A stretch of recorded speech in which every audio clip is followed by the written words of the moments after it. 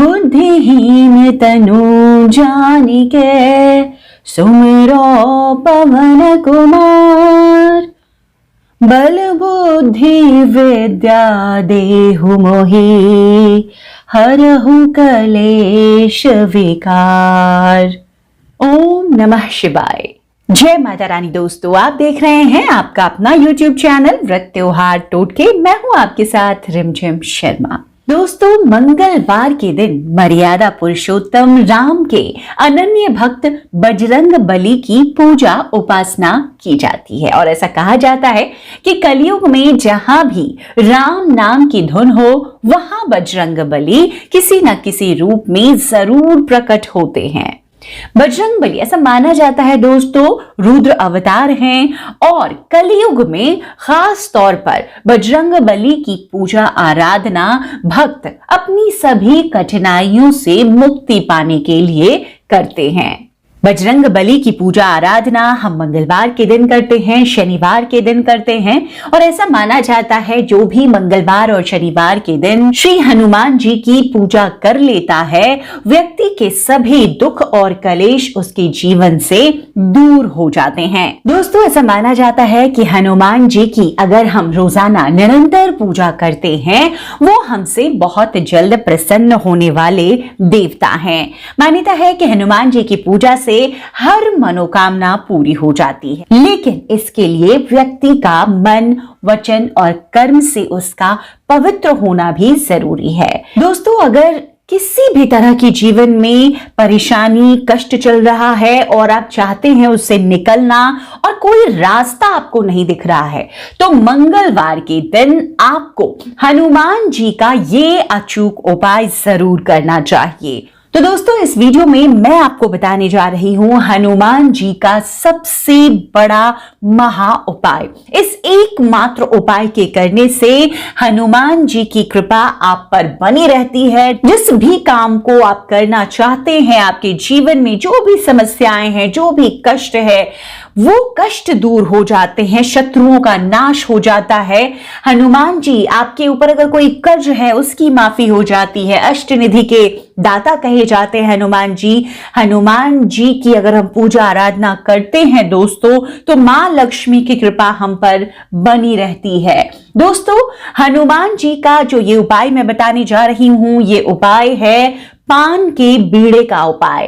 पान का बीड़ा श्री हनुमान जी को बेहद पसंद है और अगर हम हनुमान जी की पूजा में मंगलवार या शनिवार को उन्हें पान का बीड़ा अर्पित करते हैं, इससे वो हम पे अति शीघ्र प्रसन्न हो जाते हैं। नौकरी में आप पदोन्नति चाहते हैं, व्यवसाय में आप वृद्धि चाहते हैं, संतान सुख में आपकी बाधा है, घर वाहन सुख चाहते हैं आप, जीवन में जितनी तरक्की आपको चाहिए और अगर कोई कष्ट है, कर्ज है, इनसे मुक्ति आपको चाहिए, तो आपको भगवान हनुमान की शरण में जाना चाहिए।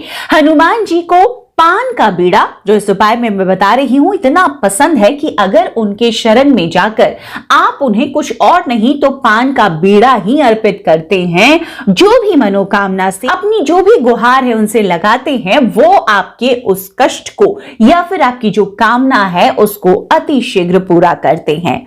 दोस्तों, अब इस वीडियो में मैं पूरी वो जानकारी दे रही हूं कि आपको पान का बीड़ा कब लगाना है, आपको पान का बीड़ा कितनी संख्या में लगाना चाहिए, पान का बीड़ा लगाते समय, बीड़ा तैयार करवाने में आपको किन सावधानियों को ध्यान में रखना है, आपको ये कार्य सुबह में करना है या शाम में करना है, पान का बीड़ा कौन अर्पित कर सकते हैं, कौन लोग नहीं अर्पित कर सकते हैं, ये जो तमाम जानकारियां हैं इस एक वीडियो में आपको मिलेगी। तो वीडियो अंत तक इन संपूर्ण जानकारियों के लिए जरूर देखें।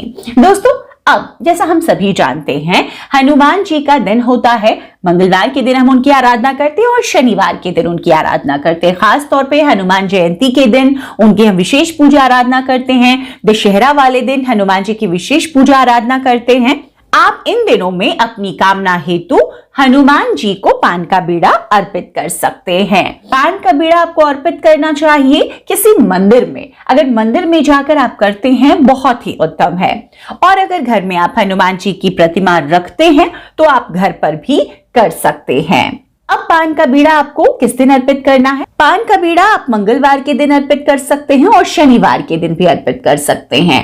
मंगलवार के दिन पान का बीड़ा जो अर्पित हम करते हैं, ऐसा माना जाता है कि शुभ फलों की कामना हेतु करते हैं। शनिवार के दिन जो पान का बीड़ा हम अर्पित करते हैं, उसमें जैसे कि आप कर्ज मुक्ति के उपाय हेतु करना चाहते हैं तो आप शनिवार को करें। आप बीमारी, शारीरिक कष्ट से परेशान हैं तो आप शनिवार को करें। अगर आप चाहते हैं कि शनि की 7.5 है आप पर, शनि की ढैया में है, अंतर्दशा महादशा में है और परेशान है, उसकी वजह से काम आपके होते होते रुक जाते हैं, हर तरह की अड़चन है, इन अड़चनों से, इन चीजों से अगर आप मुक्ति चाहते हैं तो आप शनिवार को भगवान हनुमान जी को पान का बीड़ा अर्पित करेंगे।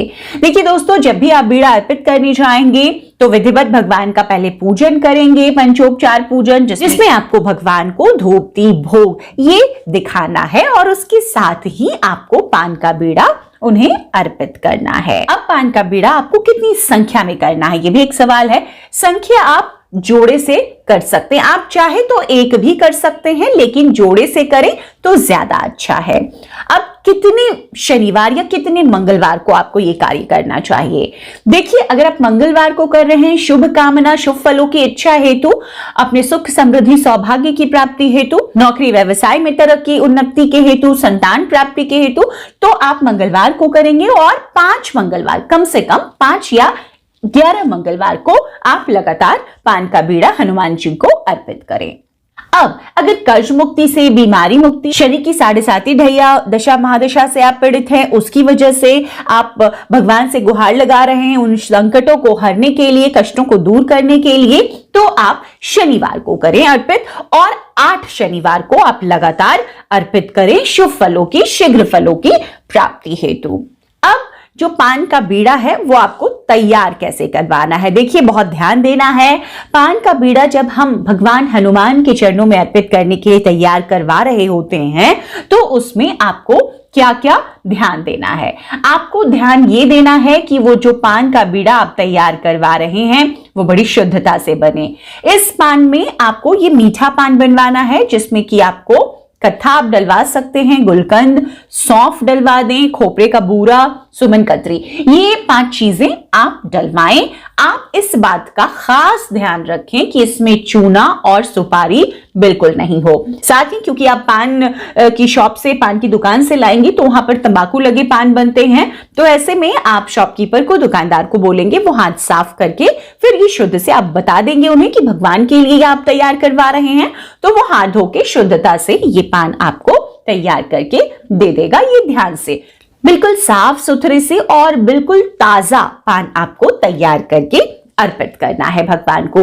तो इस तरीके से पान आपने तैयार करवा लिया, संख्या मैंने बता दी और आपको कितने वारों में ये लगातार करना है मैंने ये भी बता दिया। अब आपको सुबह या शाम आप कब करना चाहें, देखिए अगर आप मंगलवार का व्रत करते हैं, शनिवार का व्रत करते हैं, तो आप सुबह या शाम किसी भी वक्त में ये पान का बीड़ा भगवान को अर्पित कर सकते हैं, समय की कोई पाबंदी नहीं है। आप मंदिर में जाएंगे, जैसे मैंने बताया, पंचोपचार पूजन करेंगे और उसके बाद पान का बीड़ा भगवान हनुमान के चरणों में, हनुमान जी के चरणों में रख देंगे और उसके बाद करेंगे आप प्रार्थना। प्रार्थना आपको क्या करनी है, देखिए जिस भी मनोकामना से आपने पान का बीड़ा हनुमान जी को, प्रभु को अर्पित किया है, पूजा विधि विधान से करने के बाद में आप प्रार्थना में हनुमान जी से यही प्रार्थना करेंगे कि हे भगवान, मैंने आपको ये शुद्ध ताजा मीठा पान अर्पित किया है, ये रस भरा पान है और इस मीठे पान की तरह ही आप मेरे जीवन में मिठास भर दें। जो भी मेरे जीवन की समस्याएं हैं प्रभु, उन समस्याओं को आप दूर कर दें। दोस्तों, जैसा कि हम सभी जानते हैं कि बीड़ा का मतलब क्या होता है, इसका मतलब होता है कि अपनी जिम्मेदारी, जो हमारे काम करने की जिम्मेदारी है, जो हम नहीं कर पा रहे हैं, जिसमें हमें दिक्कत आ रही है, जो हमारे उत्तरदायित्व में है लेकिन हमसे हो नहीं पा रहा, तो ये जो जिम्मेदारी है, ये जो हमारे ऊपर का भार है, ये हमने प्रभु के चरणों में इस बीड़े के रूप में रख दिया कि हे प्रभु, अब जो इस जीवन का संकट है, जो बीड़ा है मेरे जीवन का, अब वो आप ही उठाएं, अब मैं ये नहीं कर पा रहा हूं। तो मतलब आपने अपनी जिम्मेदारी हनुमान जी को सौंप दी है। और उसके बाद आप देखेंगे दोस्तों किस तरीके से जिस कामना से आपने ये पान का बीड़ा चढ़ाया है प्रभु के चरणों में, वो काम आपका बनता चला जाएगा। देखिए, हनुमान जी को बीड़ा अर्पित करने के बहुत फायदे हैं। जिस मनोकामना से आप करेंगे वो पूर्ण होते हैं। जिस भी संकट को दूर करना चाहते हैं आप, वो दूर होता है।